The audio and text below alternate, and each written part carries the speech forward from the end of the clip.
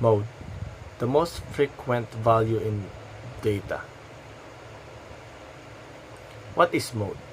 Mode is a value that appears most frequently in a dataset. Unlike the mean or median, mode focuses to frequency. Example, in 3, 5, 3, 8, 3, 9. The mode is 3. It appears 3 times. So, type of modes. Unimodal, one mode is 335. 3357, so the mode is 3. Bimodal, 2 modes, 22558. So, doon po ay naulit naman yung dalawang 2 pati dalawang 5. So, the modes is 2 and 5. Multimodal, more than 2 modes. So, 1, 1, 2, 2, 3, 3 yung example. So, dalawang 1, dalawang 2, dalawang 3 po.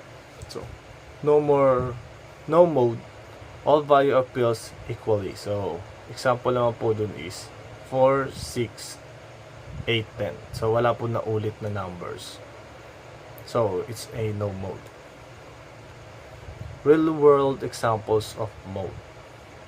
The example is example 1. Most common shoe size sold in store. The mode reveals the most popular fit.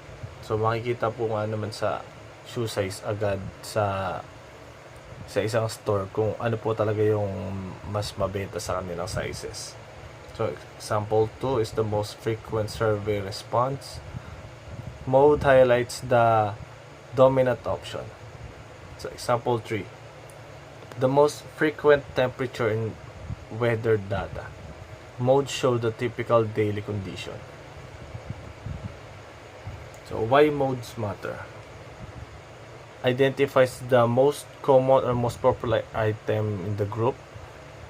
So, 2 is essential in the market research, quality control, and social science. 3 is reveal trends in visible through mean or median.